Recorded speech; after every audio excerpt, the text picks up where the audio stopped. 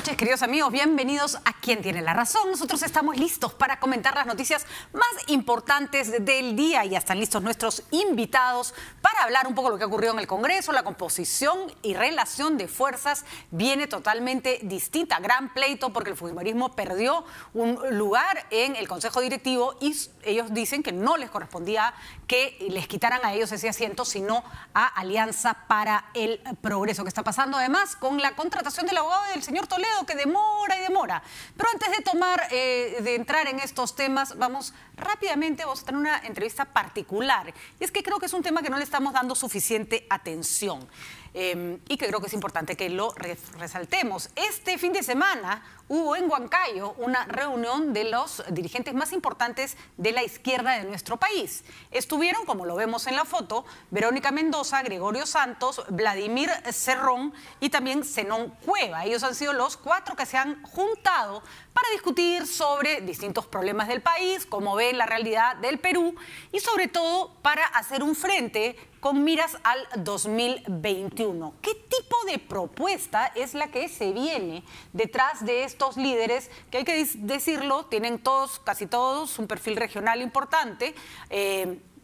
La mayoría de ellos lo que se considera una visión bastante radical o forman parte de una fracción bastante radical de la izquierda, y conversamos justamente con el señor Gregorio Santos, que ha tenido la amabilidad de contestarnos esta llamada para que nos explique un poco de qué va este nuevo frente. Muy buenas noches, señor Santos, gracias por acompañarnos en Quien Tiene la Razón. Muy buenas noches, un saludo a todo el país. El encuentro de Huancayo es un inicio de un proceso largo de conversaciones, de análisis de la realidad del país, que nos ha concentrado a un buen equipo de dirigentes regionales, locales, y que tuvo lugar en Huancayo. Desde ya consideramos que es necesario que exista una alternativa frente al actual programa económico, frente a la actual crisis política, y eso pasa por dar respuestas políticas, ya que en los últimos tiempos no vemos desde la otra mirada una respuesta tanto al tema constitucional, al tema económico y al tema social y al tema político en general. Acuerdo, y ese es nuestro señor. Propósito. De acuerdo, señor Santos, queda claro entonces que lo que está buscando la izquierda es un espacio para proponer una visión del Perú que es la que han mantenido. Varias preguntas. El señor Vladimir Cerrón, tengo entendido que es el único que tiene un partido con inscripción en el Jurado Nacional de Elecciones. Son 4 líderes bastante fuertes. ¿Quién sería la cara al 2021 en esta representación? En este momento no se ha discutido el tema de la representación. Estamos en primer lugar un encuentro para poner en primer punto la organización, la estructura nacional, los cuadros, los dirigentes. Segundo, un programa alternativo que le llamamos un programa nacional articulado en toda la visión del país. Y luego en el proceso ir creando los mecanismos de elección democrática para que uno de los ciudadanos pueda pasar por el proceso debido, tanto de un militante y un voto, o de elecciones internas en primarias, de tal manera que eso se discutirá en el camino. Pero el hecho que hayamos puesto en marcha ya este diálogo y que quede abierto y pendiente para que otros sectores también interesados en aportar al cambio de modelo económico y de constitución contribuyan al debate está abierta, ¿no? De acuerdo. Uno de los pilares que entendemos de la propuesta que ustedes sostienen es efectivamente una constitución nueva, que es el gran reto de la izquierda, digamos, o el gran deseo de la izquierda. Creo que es el sentimiento de un gran sector de peruanos, una mayoría importante que debe ser tenida en cuenta, porque las alternativas que plantean desde el legislativo, del ejecutivo, están chocando fuertemente con los temas constitucionales en el país. Consideramos que la Constitución del 93 ha tocado techo, muchos de los problemas ya resultan, o las respuestas que dan a los problemas ya resultan anticonstitucionales, y creo que es necesario entender que hay una voz nacional que reclama cambios más profundos, más estructurales, y que la élite gobernante, como también quienes están tras de todo el modelo económico, deben saber comprender y llevar esto de manera plural a un debate abierto. Usted también ha sido élite gobernante, señor Santos. Le recuerdo que ha sido presidente regional de Cajamarca, que tuvo una postura, como tiene derecho a tenerla, bastante distinta a la que dirige, digamos, el sentido económico del país o los destinos económicos del país, y la situación en Cajamarca no ha sido mejor de la que se plantea con el otro modelo económico. Cajamarca es hoy día uno de las regiones con mayor pobreza. Cuando ustedes dicen lo están haciendo mal y nosotros lo queremos hacer de otra manera, su plan B tampoco ha dado mayores resultados. En primer lugar, la minería y la gran minería en el Perú nunca ha estado a cargo de los gobiernos regionales. Las cifras grandes que se manejan, lo maneja desde la macroeconomía. Y en segundo lugar, los temas regionales, como fundamentalmente se concentra en Cajamarca la atención desde cifras del IPE o otros economistas, deben entender que Cajamarca ha sufrido o tiene las principales mineras donde el dueño principal es el señor Roque Benavides. Sin embargo, al no tener una minería con reglas de inversión interna o inversión regional, sino más bien solo se llama el canon minero, que no se puede invertir en maestros, en médicos, en programas nutricionales, de tal manera que eso tiene sus efectos. De tal manera que también hay un interés en señalar eso, pero las determinadas responsabilidades son compartidas de un Estado nacional que no ha sabido realmente poner un modelo económico que articule minería, que articule inversión extranjera, inversión nacional, inversión regional, ha hecho que las brechas se abran en vez de cerrarse en algunos aspectos. Pero en Cajamarca la brecha de nutrición ha bajado. Yo estuve en el gobierno 11, 12 y 13, no terminé el gobierno, y los compañeros han continuado trabajando en esos temas. Queda un gran banco de proyectos para el nuevo gestor regional que sabremos, que estamos seguros que le dará continuidad, y vamos a ver que fue parte y ahora lo está continuando porque no va a ser de otra manera. Finalmente, señor Santos, creo que en realidad parte del problema, me parece interesante que diga que las responsabilidades son compartidas, pero efectivamente lo que se tiene que hacer es lograr que haya una minería y que haya una convivencia con otras actividades económicas, y eso no se ha conseguido. Y sería interesante saber si se va a poder conseguir en un eventual gobierno de izquierda como el que ustedes plantean, pero veremos la discusión en el futuro. Preocupa muchísimo, y con esto cierro la entrevista porque me parece importante que haya ocurrido esto y que miremos qué tipo de izquierda está planteándose para el 2021. Las credenciales democráticas de la izquierda del Perú, yo sé que usted me va a decir que siempre preguntamos por lo mismo, pero creo que es válido preguntar. No condena a la izquierda el régimen de Maduro. ¿Cómo podemos asegurar entonces que va a tener un régimen democrático en caso de llegar al poder? Nosotros en el Perú tenemos una posición bien clara respecto a los derechos de los pueblos y los países de América Latina, la autodeterminación de los pueblos, la no injerencia en asuntos extranjeros. Dos, nosotros aspiramos y reclamamos la más grande amplitud sobre los derechos ciudadanos, la democracia interna. Pero nosotros en Venezuela no podemos interferir, le corresponde a los venezolanos resolver sus problemas. Sí estamos preocupados porque en el Perú hay una constitución que incluye a los 18 millones de trabajadores con todos sus derechos. Ya sabemos, señor Santos, cuáles son los problemas del Perú, pero nos apena mucho que no pueda usted decir siquiera que el señor Maduro está atentando contra su pueblo. Esa es una voz que la izquierda defendió desde que nació. Siempre estuvo del lado de la calle, del pueblo. Y no me va a decir usted que los millones de venezolanos que vemos caminando por las calles son de derecha, ni que son la élite económica. Nosotros sabemos que hay un interés mundial en torno a ciertas potencias en torno a Venezuela. Señor Santos, siempre hay un interés mundial. En eso podemos estar de acuerdo y discutir horas. Yo le estoy preguntando por la gente de la calle. El tema es más grande de lo que usted piensa, porque usted tiene una posición, yo tengo la mía. Nosotros creo que los humildes del Perú han sido los que más han sido solidarios y son solidarios con los venezolanos aquí, pero otros aspiramos o luchamos o exigimos o demandamos que el tema de Venezuela lo resuelvan los venezolanos al interno, que haya la mejor salida democrática, pacífica, y que se respete todos los derechos elementales, sea cual sea el ciudadano que viva aquí o allá, de tal manera que es nuestra posición. Lo que pasa es que sí, se puede tratar de su posición y de la mía, señor Santos, y con esto creo que ya es suficiente la discusión, pero me parece interesante el intercambio de ideas. Pero la diferencia entre usted y yo es que yo no voy a dirigir los destinos de un país, o no pretendo hacerlo. Y si usted no puede diferenciar entre una dictadura y una democracia, ¿cómo le damos la confianza a los peruanos, o cómo pretende ganarse la confianza de los peruanos en las urnas? En el Perú estamos en discusión sobre eso, si esto es una democracia o una dictadura. Para nosotros esto es una dictadura implantada que se impone con monopolios, que violenta esta Constitución, y que la que se encargó de hacerlo son los monopolios en el Perú. Pero es el debate y la discusión que seguirá dándose, y en realidad nosotros convocamos a todos los peruanos. Permítame terminar esto. No entendí bien, porque me perdí un poquito. ¿En el Perú hay una dictadura? Para nosotros es una dictadura cuando se monopolizan los poderes. Yo sé que afuera hay dictaduras. ¿Y en Venezuela una democracia? No sé, solo acá se ha monopolizado también en nuestra realidad. Nosotros no nos preocupamos que Venezuela resuelva los problemas de Venezuela. Los peruanos resolveremos nuestros problemas. No, señor Santos, yo no le pido que resuelva. Nadie pretende que la izquierda peruana resuelva los problemas de Venezuela. Solo queremos tratar de entender cuál es el esquema que tienen con respecto a cómo debe ser una sociedad. Pero bienvenidos a la palestra política. aquí se verá en las discusiones de acá al 2021 si la izquierda puede convencer a los peruanos. Sí sería interesante que trataran de explicarnos exactamente qué entienden por dictadura y qué entienden por democracia, porque quedamos todos a veces un poco confundidos. De todas maneras, le agradezco. Creo que la palabra es que nos incluimos todos y qué entendemos por democracia y qué entendemos por dictadura. Gracias a la entrevista y un saludo a todos los peruanos por tener una esperanza en una izquierda que va a fortalecer la democracia en el Perú. Muy bien, señor Santos, veremos cómo viene el asunto y, por supuesto, entrevistaremos también a los otros representantes de esta coalición de la izquierda que pretende llegar al 2021 como un frente. Muchísimas gracias, señor Santos. Que tenga usted una buena noche. Bueno, ya escuchábamos al señor Gregorio Santos, que todavía tiene que responder ante la justicia sobre problemas de corrupción sobre los que ha estado investigado. No íbamos a hacer una entrevista totalmente amplia sobre todos los puntos. Nos interesaba saber cuál era la propuesta que plantea la izquierda peruana.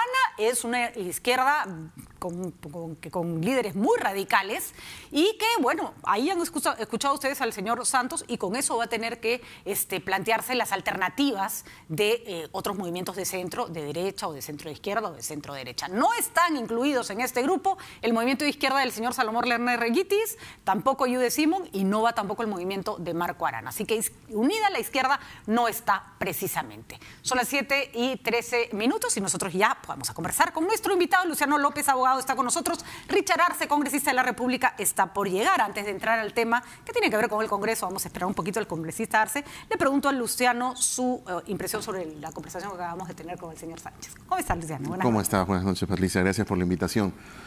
Bueno, como ciudadano, para mí preocupante porque en el tema de los derechos, de la defensa de los derechos y la defensa de la democracia, creo que no hay colores políticos, ¿no? O sea, creo que sobre eso debiese existir una unanimidad de criterios, sea de derecha, de centro, de izquierda, lo que fuera. Y la verdad, no poder decir que en Venezuela hay una dictadura, que en la calle, tú muy bien hiciste la pregunta, ¿no? Los que están afuera, ¿qué son? ¿De la derecha? ¿Son empresarios ricos, oligarcas que están desfilando en las calles de Caracas o de todo Venezuela? Además, recordemos que las grandes conquistas de la izquierda en el mundo, muchas de ellas absolutamente válidas, han sido en la calle. Sí, ha sido así, como están ahorita peleando los venezolanos por su vida, por sus derechos, ¿no? Claro. Qué tristeza, ¿no? No poder definirse con respecto a eso, ¿no? Totalmente, porque en realidad los ciudadanos que podríamos tener a lo mejor ofertas de una derecha seria, democrática, o de una izquierda seria y democrática y no, no sé, de la década de los 60 o de los 50, como estas personas, creo que la verdad, no, al menos para mí, no son ofertas como ciudadanos. Hay mucha gente que dice, qué obsesión la que tienen con Venezuela. No es una obsesión. Es que tratamos de entender qué pasaría si en un gobierno X la población sale a protestar. ¿Cuál va a ser la respuesta de alguien que no considera que en Venezuela debe defenderse al pueblo? Yo totalmente en contra, como cualquier persona con dos dedos de frente, de una intervención extranjera. Pero eso no quita que uno no vaya a condenar el régimen de Maduro. Pero por supuesto, ¿no? Por eso decía, ¿no? Sobre las libertades no se negocian, no son las libertades o la defensa de los derechos no tienen colores políticos. No, además decir que hay una dictadura en el Perú y una democracia en el Venezuela, a mí me da un dolor de cabeza. Pero creo que es interesante y creo que esto, a ver, Luciano, ¿tú qué piensas? Eso es lo que se viene. En un carril para la carrera al 2021. Y es interesante que uno vaya viendo cuáles son las opciones que van a tener los peruanos, ¿no? Sí, por supuesto, porque todas estas coyunturas están conduciendo justamente a este tipo de posturas u ofertas en esta palestra política de lo que se viene, ¿no?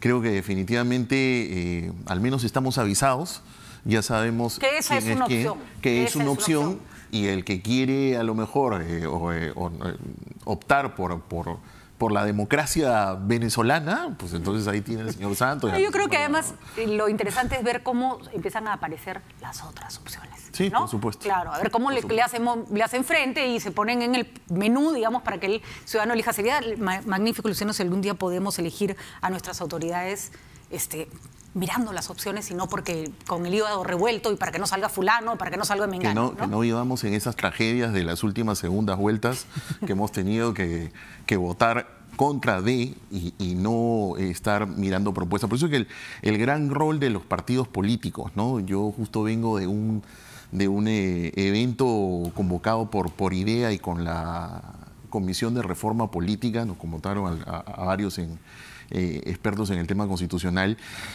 Y la verdad, todo está en los partidos. Todo está en los partidos, en cómo ellos son el filtro, porque son la bisagra, la articulación entre la población y el Estado. Así es. Y entonces, si allí fallan, entonces vamos a seguir teniendo mamanis y etcétera, etcétera, o este tipo de ofertas que definitivamente los grandes perjudicados vamos a ser nosotros los ciudadanos, ¿no? Así es. Bueno, ya escucharon ustedes. Ese fue Gregorio Santos dándonos una entrevista. Ustedes lo han escuchado igual que nosotros, tendrán su propia opinión. Creo que tenemos que escuchar para saber qué se viene, para saber qué medidas se toman. Vamos rapidito a una pausa, porque ya está con nosotros el congresista Richard Arce, que nos va a traer todos los detalles de lo que pasó en el Congreso. Ya regresamos.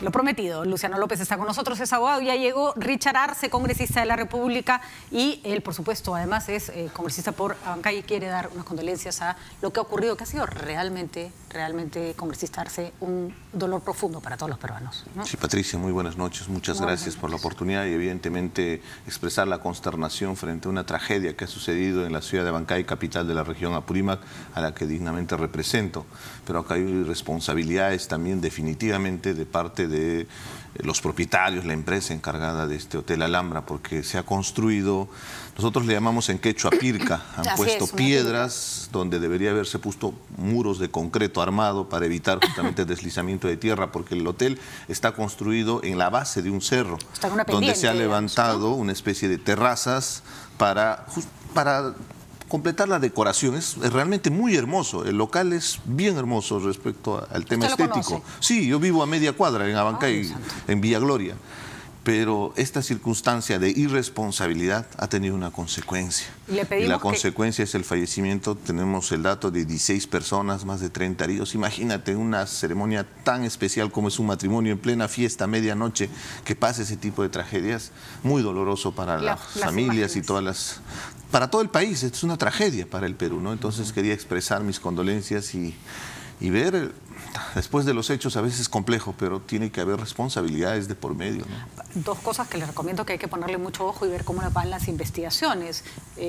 Gente que estuvo en el evento, que ha hablado con nosotros en el matrimonio, nos decía que estaba goteando tanto, o sea, era tan la fuerza de la lluvia que tuvieron que poner como bateas para retener el agua, lo que quiere decir que ya había evidencia de que el agua estaba dañando el edificio. Y lo segundo es que Defensa Civil había prohibido, nos dijo una de las vecinas, la celebración de eventos en enero y febrero justamente por el tema de las lluvias, ¿no? Por eso, más allá del fenómeno natural que es cíclico, que tenemos conocimiento, desde que tenemos uso de razón y por generaciones, acá hay responsabilidad. Por supuesto. O sea, no se puede levantar una pirca que se levanta generalmente para hacer terrazas agrícolas, que es muy distinto para hacer un lugar de concentración humana. Entonces, ahí hay que tener mucho cuidado. Ahí era muro de concreto, es simple. Y hasta el muro de concreto, a lo más claro, hubiera cedido, no se hubiera caído en pedazos, como es el caso de una pirca, que significa colocar piedra sobre piedra, acumulándole para que pueda sostener. Literalmente es un murito que de una patada te lo puedes botar, ¿no es cierto? Sí, o sea, y la fuerza de la naturaleza es el otro gran problema, que también tenemos que ser muy objetivos. Si queremos transgredir la naturaleza, seamos muy responsables, porque, por ejemplo, en los cauces de los ríos, un día el río puede recuperar ese cauce, se construye viviendas en las torrenteras, es la misma historia. Y en este caso había un cerro donde hay lluvia permanente, se ha deforestado, la consecuencia es que empiece a erosionar y ahí está lamentablemente una tragedia. Tristísimo. Esperaremos entonces que se deslinden las responsabilidades y que esto no quede simplemente en hubo una lluvia y se cayó una pared, ¿no? Porque así no ha sido. Muchísimas gracias entonces, congresista Arce, por estas primeras palabras. Y bueno, por favor, explíquenos el primer tema, que es importantísimo. Acá con Luciano también estábamos conversando. Para que entienda nuestro público, el Consejo Directivo del Congreso de la República tiene que tener una conformación de representantes que tiene que ser proporcional a la cantidad de bancadas y de parlamentos que tiene cada bancada, ¿no es cierto? O sea, si yo soy el partido X y tengo el 10% de la representación en el Parlamento, debo tener consecuencia, el 10% de la representación en el Consejo Directivo. ¿Qué es lo que ha pasado? Porque salió el señor Tubino gritando que le han quitado un espacio, le han quitado una silla y que no le correspondía. No solo en el Consejo Directivo, ese mismo criterio de proporcionalidad va para las comisiones ordinarias, va para la comisión permanente, para todas las comisiones especiales, por ejemplo, tan cuestionadas como la subcomisión de acusaciones constitucionales. Y se había perdido la proporcionalidad porque había mucha congresistas sueltos que no había podido formar bancada. Ya formaron bancadas. Hubo las renuncias, seamos muy objetivos. O sea, si el señor Tubino sale molesto a emitir una opinión, esto es consecuencia directa de Fuerza Popular. Fuerza Popular en este tiempo, lo que hemos visto semana tras semana es renuncia tras renuncia. Eran 73 congresistas y el día de hoy son 55. Y esa proporcionalidad respecto a las renuncias tiene que traducirse en el Consejo Directivo. ¿Se ha traducido bien? Porque que la culpa la hayan tenido ellos no quiere decir que las matemáticas se deban o no manipular. Le digo porque yo terminé mareada y ya no entendí quién tenía la razón. Pero, miren, como este programa se llama ¿Quién tiene la razón? Y hoy en la tarde no tenía yo idea de quién tenía la razón. Pero ahora explíquenme. Las matemáticas son simples. Es proporcionalidad en función del número de congresistas que representan cada bancada. Lo que se ha mantenido es que en la composición del Consejo Directivo tenemos 24 congresistas de las diferentes bancadas, más los 4 miembros de la mesa directiva. En total serían 28. El Consejo Directivo, paréntesis aparte, es un ente estrictamente administrativo. También hagamos la diferencia, porque es muy importante poder entenderlo en su composición. Es distinto al tema de las comisiones, porque ahí se decide temas administrativos del funcionamiento del Congreso de la República. O sea, no entonces, en esta circunstancia, en la proporcionalidad, viendo las fórmulas, lo que le correspondía era 11 a Fuerza Popular y al resto de bancadas 2, los que más o menos tienen un promedio de 10 congresistas y los que tienen un promedio de 5, un representante, para poder lograr que las 10 bancadas tengan representación. El problema es que en la suma sale 25, más los 4 que tendría la mesa directiva serían 29. Entonces ahí se estaría alterando el número proporcional de la composición del Consejo Directivo. Entonces, al tener ellos 3 congresistas más, que es de manera objetiva, que conforman la mesa directiva, en realidad son 4, ¿no? Pero bueno, Salaverry está en una posición mucho más intermedia, digamos. Entonces, sumando, llegan a 14. En este momento lo que tenemos es un equilibrio estratégico, porque hay 10 congresistas de Fuerza Popular, más el APRA, que siempre vota colegiadamente con el fujimorismo, son 11, más los 3 miembros que componen la mesa directiva, son 14. Y de las otras bancadas tenemos 14. ¿Qué va a significar esto, Patricia? Y eso es determinante, que el Congreso de la República se va a democratizar, porque vamos a tener 14 y vamos a tener que buscar el consenso de todas las bancadas para lograr un equilibrio estratégico en toma de decisiones. A ver, Luciano, ¿se ha hecho bien o le han quitado a los fujimoristas un espacio? A ver, como dice el congresista, el reglamento del Congreso habla simplemente de proporcionalidad. El artículo 30. Y lo que dice, como el reglamento del Congreso no te dice cómo lo traduces, definitivamente es un tema de matemáticas. Así es. Entonces aquí el tema es, ¿cuentan los decimales? Porque no puedes tener congresista y un cuarto. Lógico. No puedes tener congresista y una pierna. Para ¿no? que nos entienda la teleaudiencia, o sea, ¿cómo cuentan los decimales? Claro. O sea, si yo saco 10.5, entonces aprobé. O sea, saqué 11. Y si saqué 10.4, entonces es 10. Jalé. Entonces, lo digo porque si la proporcionalidad se traduce en términos matemáticos, entonces van a entrar a tallar los decimales. ¿Qué ha sido esta discusión? Exactamente. O sea, siendo neutro, ¿no? Ahora, el Consejo Directivo es muy importante porque el Consejo Directivo aprueba, por ejemplo, el cuadro de comisiones. Que no es poca cosa. Que no es poca cosa. O sea, la Junta de Portavoces traslada, pero el Consejo Directivo es el que lo tiene que aprobar. Al menos eso es lo que dice el reglamento del Congreso. Entonces, creo que son 2 temas muy importantes. Ahora, ahí está la fuerza de los votos. Entiendo que de una u otra forma, y es lo que han anunciado los miembros de Fuerza Popular, van a tratar de hacer algo con el congresista Salaverry, que preside la mesa y además el Congreso. Pero lo cierto es de que hoy lo que ha decidido la Junta de Portavoces, si es proporcionalidad, tendría que traducirse en términos matemáticos. ¿Cómo juega eso ahora? Claro. Y cómo juega la fuerza de los votos también en eso. Ahí hay una precisión. Justamente el artículo 30 te permite desarrollar ese criterio para hacerlo más objetivo, porque si aplicamos la matemática como tú lo estabas expresando, o sea, ese punto decimal, ¿qué significa? Claro, entonces no ahí hay ser, que aplicar criterio. Ellos tienen 10 representantes, más los 3 tendrían 13 representantes. Prácticamente sigue tomando la decisión. Para ellos es muy sencillo, porque tienen al APRA y ya tienen la mitad, ya tienen la posibilidad de tomar decisiones. Pero si es lo que les toca, tampoco podemos jugar con las matemáticas para que no... Pero no hemos jugado, Patricia. Lo que te estoy mencionando es que justamente el artículo 30 te permite esa pequeña ligereza para poder buscar un equilibrio estratégico. O sea, que según la interpretación que les han dado a ustedes, no estoy calificándola, cuando no sé si redondear hacia arriba o hacia abajo, redondeas de acuerdo a la búsqueda del equilibrio. Para buscar un equilibrio, para ser lo más objetivo y lo más racional posible. ¿Sugerido o expreso? Está expreso en el artículo 30. Bueno, solamente dice proporcionalidad. Para ser justos, el reglamento dice solo proporcionalidad. Y claro, en el derecho parlamentario rige esto de la práctica parlamentaria, ¿no? Es decir, claro, es como la jurisprudencia. ¿Qué es la jurisprudencia? ¿No? Básicamente el derecho parlamentario es un derecho de casos. Entonces, ¿cómo se ha manejado en anteriores casos? La verdad que entiendo que los decimales un tanto que ha sido, como usted lo dice, bastante ligero, en realidad. No, pero son ambas bancadas. En el caso de Fuerza Popular tiene 10.7 y en el caso de APP tiene 10.56. O sea, ahí viene la... Claro. Entonces lo que dicen los fujimoristas, les tenían que quitar a ellos porque ellos tenían... proporcionalmente les por la regla de la proporcionalidad. Pues. Claro, a ver, vamos a jugar un poco. Si yo tengo 10.5, me toca un congresista y medio. Si yo tengo 10.7, me toca un congresista y bueno, y un brazo, ¿no? Entonces yo tengo más congresistas. La idea ha sido, no, le quitamos al que necesitamos para ejercer Patricia, pero fíjate algo muy determinante. Fuerza Popular, cuando algo no le gustaba, simplemente se paraba de la mesa el vocero y simplemente te rompían el quórum.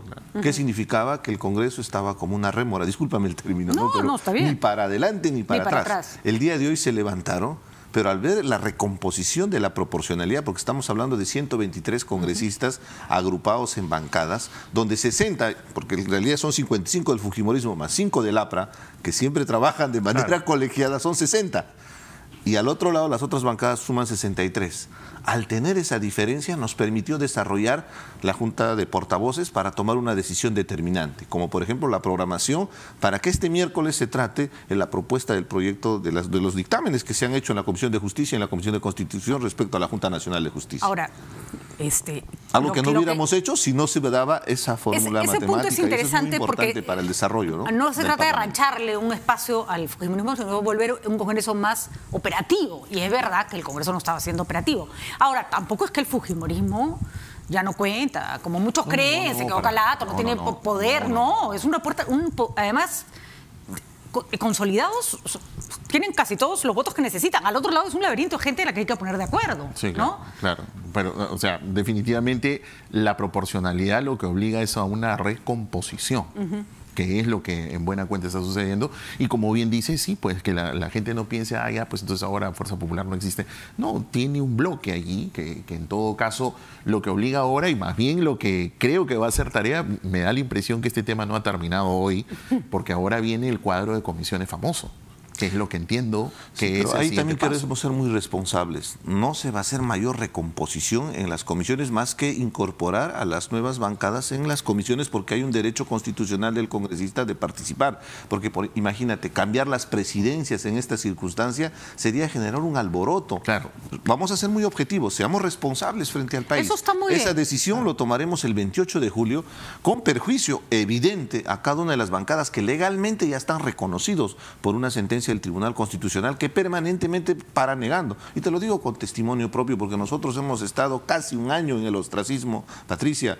La sentencia del Tribunal Constitucional fue mucho más explícita en la primera vez que se emitió. ¿Qué hizo el señor Galarreta? Simplemente nos bloqueó, no nos permitió participar en la comisión permanente, que es un pleno chiquitito. O sea, teníamos reconocimiento legal, pero no podíamos participar en las comisiones especiales, en las comisiones ordinarias. Teníamos que pedirle a las otras bancadas que nos consideren. Imagínense el bloqueo al desarrollo de nuestra responsabilidad, que no es un tema de título personal. Nosotros representamos a colectivos, a poblaciones. Yo represento a la región Apurímac y cuando me quitan ese espacio constitucional, constitucional, que me lo he ganado en votación, están perjudicando no a Richard Arce, están perjudicando a la región Apurímac. Entonces, para nosotros es determinante y por eso nuestra posición frente a esta circunstancia donde el fujimorismo estuvo direccionando el manejo del Congreso para imponer sus agendas particulares. Les pido un momentito porque en este momento vamos a escuchar las declaraciones de la congresista Paloma Noceda, que como sabemos ha estado luchando para que se sancione al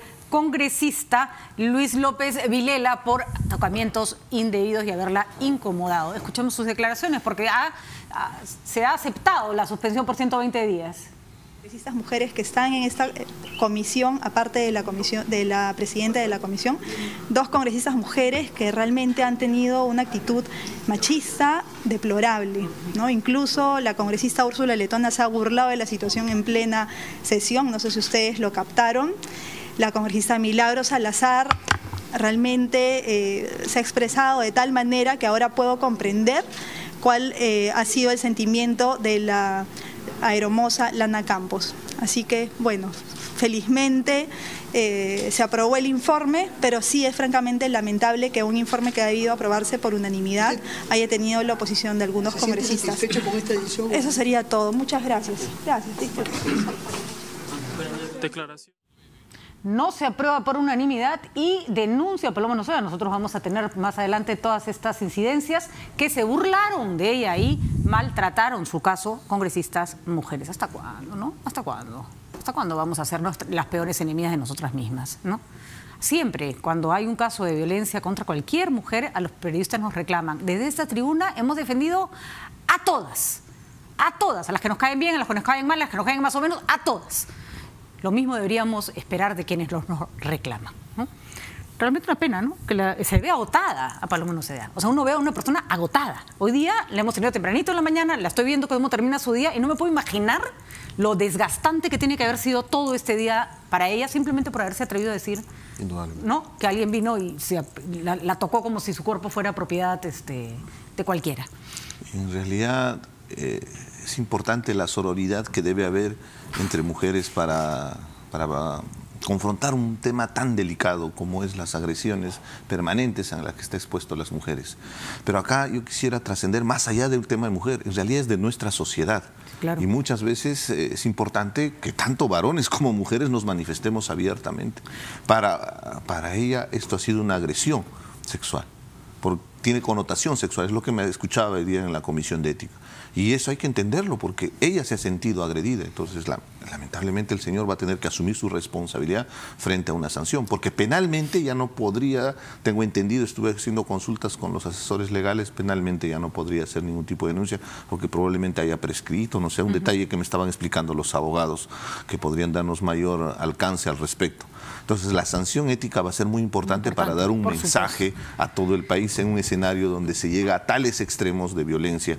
Estamos en los primeros días del año y ya tenemos 10, 11, 12 casos de feminicidio. Una vergüenza para lo que viene sucediendo. Burlarse creo que intensifica además la agresión, ¿no? Y viniendo de un colega parlamentario hasta me da la impresión que también podría ser un tema ético, ¿no? Sí, por supuesto, por supuesto. Y acá esta discusión de eso no es un manoseo, eso no lo deciden las personas que están mirando o que están de testigos.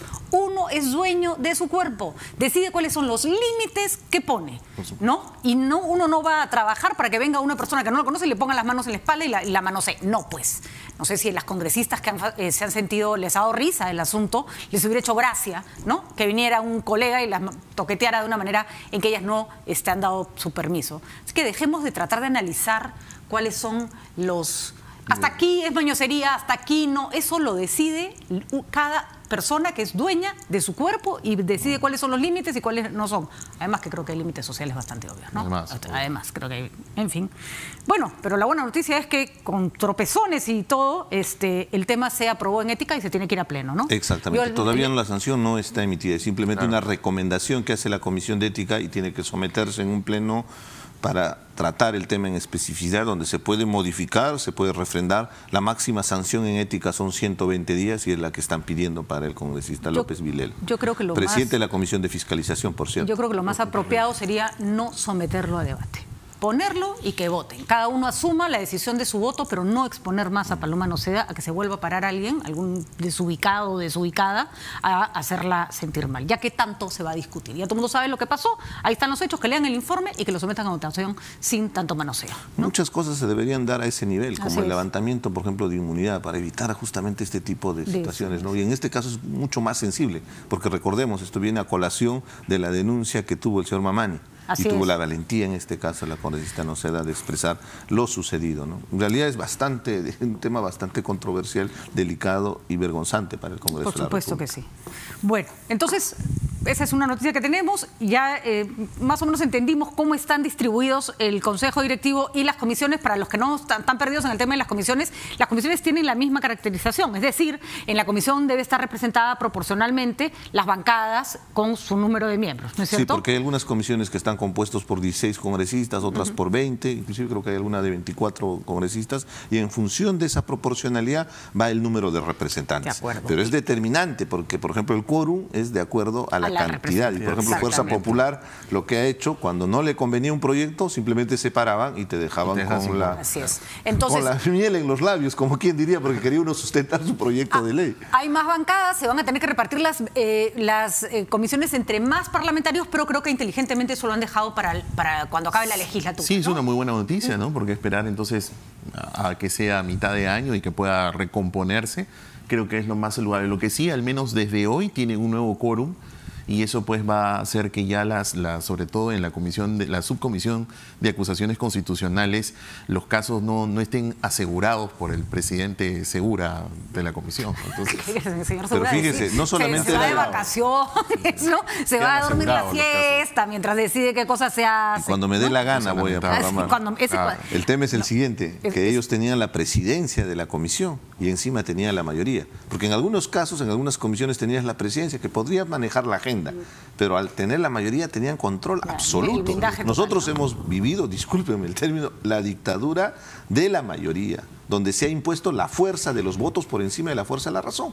La consecuencia es lo que está viviendo ahora Fuerza Popular, porque no solamente le ponían el corset al Congreso, le ponían el corset a sus propios congresistas para utilizarlo simplemente en la votación. Y el corset al país, ¿no? Pareciera que en estos días el Perú ha respirado hondo, después de un montón de tiempo. Tenemos un tuit del presidente del Congreso, Daniel Salaverry, sobre lo que se decidió de la proporcionalidad. Ahí lo tenemos. Hoy en Junta de Portavoces, los voceros de las distintas bancadas han decidido en votación democrática la recomposición del Consejo Directivo del Congreso. Seguiremos trabajando de manera transparente e imparcial. Hashtag un nuevo Congreso. Esa viene con cachita. Muy bien, está clara la posición del señor Salaverry. Vamos a la pausa y seguimos luego para discutir qué cosa está pasando con la Junta Nacional de Justicia, que pareciera que no se va a aprobar nunca la bendita ley sobre la que ya votamos los ciudadanos en el referéndum para que las cosas cambien. Vamos a la pausa, volvemos.